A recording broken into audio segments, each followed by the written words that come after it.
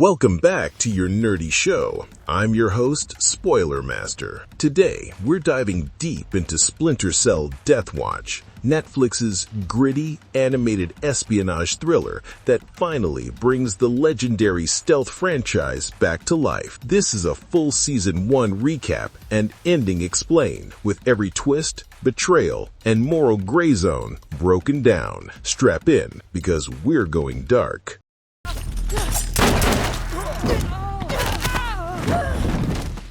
Up from the Grave. The first episode, titled Up from the Grave, wastes no time throwing us into the chaos. We meet Zena McKenna, a brand new Splinter Cell operative, and our window into this world. She's in Vilnius, Lithuania, on a mission to retrieve something called the Shetland Files. What's interesting is how the show doesn't over-explain things. We're just dropped into this covert op with a mix of stealth, silence, and sudden brutality. McKenna finds the target already dead, beaten with a hammer, and we instantly feel there's history here. Her heart rate spikes on her biometrics, meaning this wasn't just another mission. This was personal. Then comes the wildest moment. McKenna yanks out the agent's tooth with pliers, storing it like a classified artifact. Before we can process why, she goes full-on vengeance mode, disobeying orders and annihilating the entire security team, leaving only two survivors,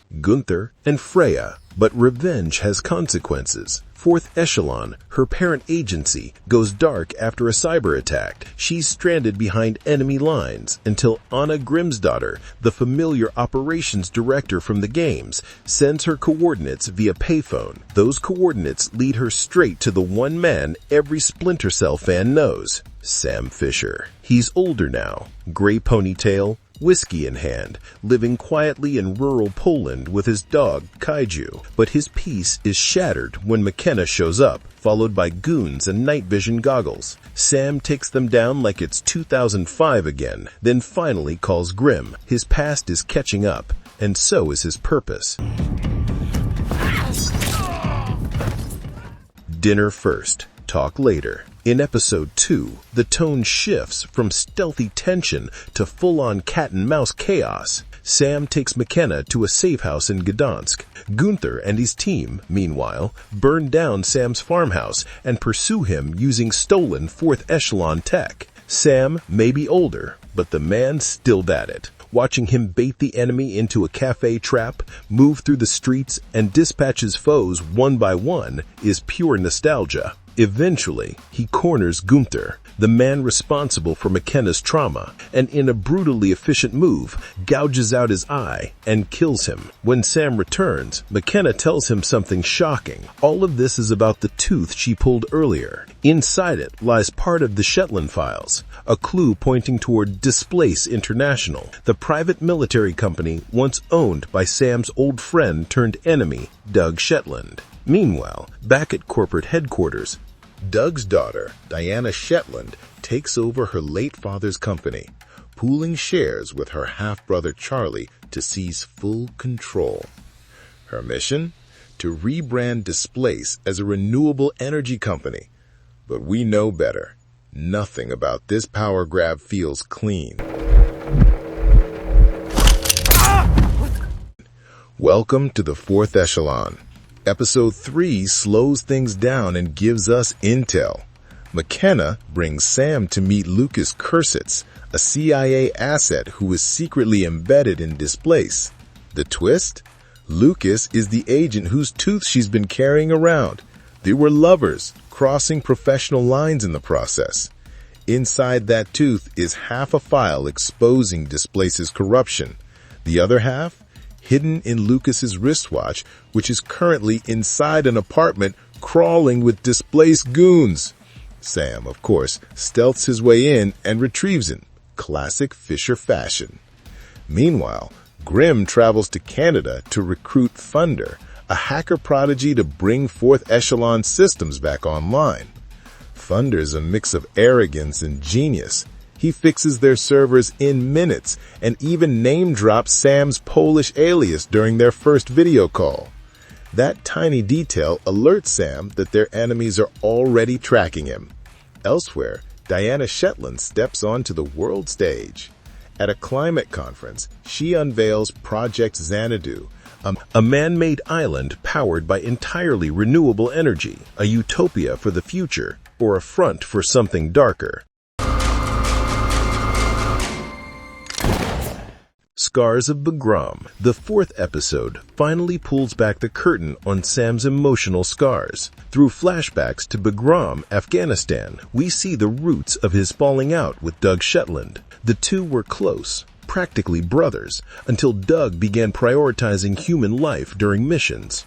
In the present, Fisher and McKenna make it back to 4th Echelon HQ, where Thunder decrypts part of the Shetland files. They find evidence that Xanadu is not the eco-paradise it claims to be. It's bankrupt, propped up by shell companies and blood money. Even more alarming, if Diana succeeds in declaring Xanadu as a sovereign nation, she'll be immune to extradition. Hidden deep within her encrypted ledgers, one mysterious file stands out: Green Gables. For Sam, that name hits hard. In another flashback, we see he once gifted young Diana a copy of Anne of Green Gables, a tender nod to their shared past. Now, that same title marks a classified file tied directly to her father's crimes. The mission is clear. Sam must steal Diana's phone to unlock it.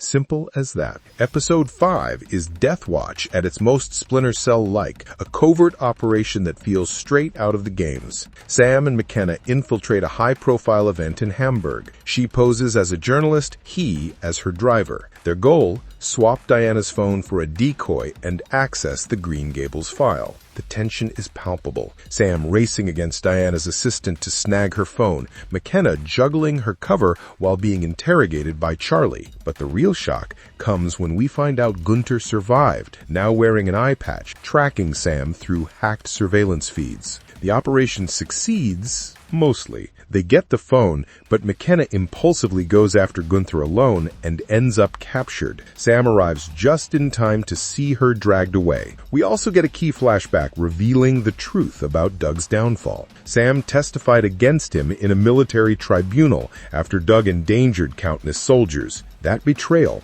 born from morality, is what turned Doug into the villain he became. And in the background, Freya is seen sabotaging a Russian warship's engine room, setting the stage for the chaos to come. Single.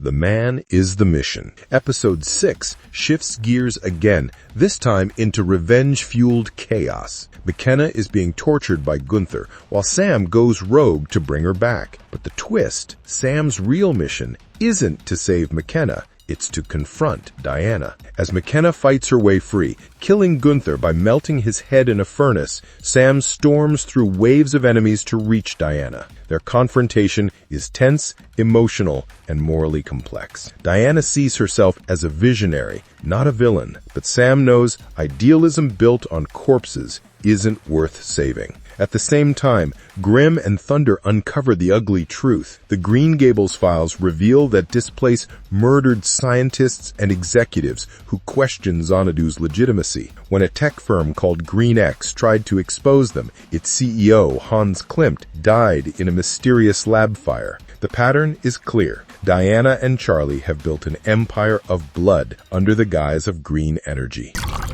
Then you want to kill me?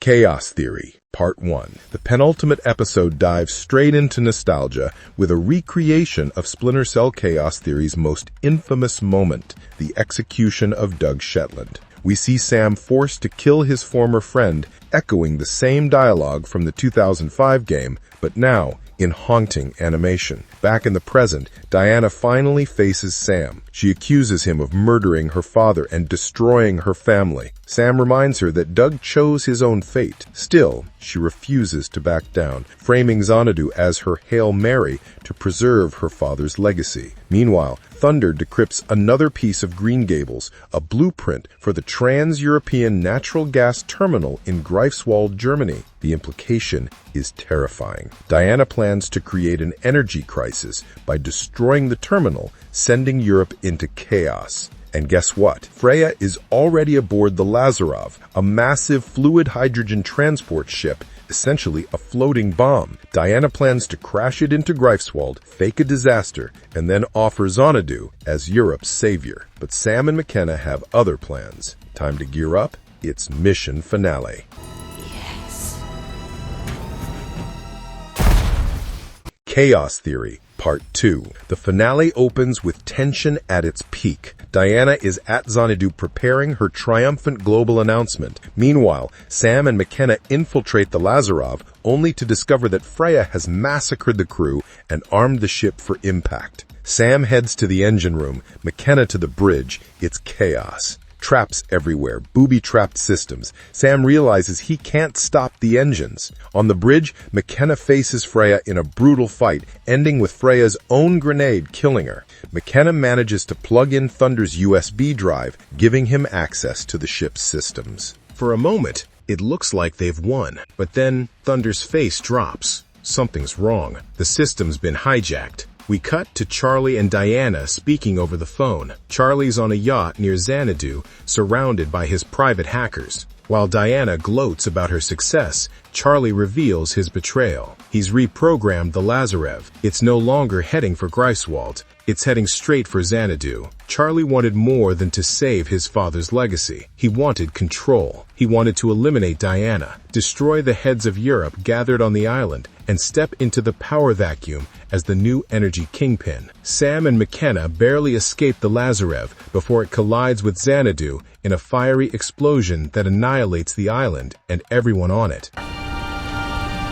Take a deep breath. It'll be over. Charlie's fate, the final twist. In the aftermath, Sam watches Diana's funeral from a distance. Charlie, alive and well, is already rebuilding, investing in mining infrastructure in Svalbard, undoing everything Diana supposedly stood for. But Sam isn't done. In the final scene, he infiltrates Charlie's office. One gunshot rings out. Did Sam kill Charlie? The camera cuts before we see the body. Maybe it's mercy, maybe it's justice. But knowing Sam Fisher and everything Charlie took from him, including Diana, the shot was likely fatal. Unless, of course, Season 2 decides otherwise. Who planted the Trojan virus? There's one mystery still unresolved. The Trojan virus that let Charlie hijack the Lazarev. 3 suspects emerge. Freya, who may have been secretly working for Charlie all along. Thunder, whose arrogance and hacker access made him the perfect mole. Or, a wild theory, McKenna herself, possibly seeking revenge for Lucas. But logic points to Freya. She was close enough to Diana to install the back door, and loyal enough to Charlie to use it. She set the trap before dying, unknowingly giving Charlie control over everything.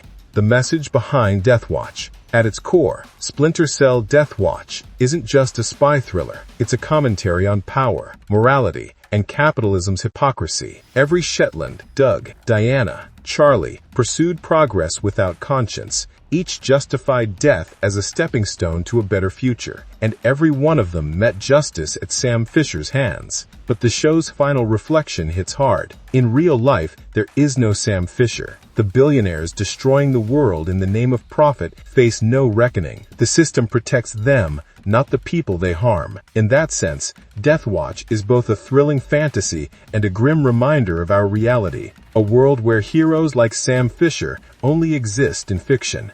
Season 2 expectations. If Deathwatch returns for Season 2, the foundation is strong. The main arcs are wrapped, but there's still fertile ground left to explore. Sam's daughter, glimpsed in flashbacks, her absence feels intentional. Could she be drawn into this world next season? Fourth Echelon's origins. Grim. Joe. Thunder. There's so much untapped backstory. The power vacuum. With Xanadu destroyed and Charlie maybe dead, who fills the void? Rival PMCs. Governments. McKenna's future. After everything she's lost, will she become the next Splinter Cell or walk away? The writers delivered a complete arc. No cliffhangers, just clean storytelling with emotional closure. And honestly, that's refreshing. Our nerdy thoughts. Splinter Cell Deathwatch captures what made the games iconic. Stealth, moral ambiguity, and one man standing alone against systems too big to fail. Sam Fisher's story comes full circle, from ghost to soldier to executioner of the corrupt. It's a dark, intelligent, beautifully animated espionage story that honors the franchise while giving it new life. Whether or not we get Season 2, Deathwatch reminds us why Sam Fisher remains one of gaming's most enduring legends. And maybe, just maybe, the world still needs men like him. So what did you think of Splinter Cell Deathwatch? Do you believe Sam really killed Charlie, or is there more to come? Drop your theories in the comments, and remember, we'll be watching from the shadows. No, what the heck, I'll laugh anyway.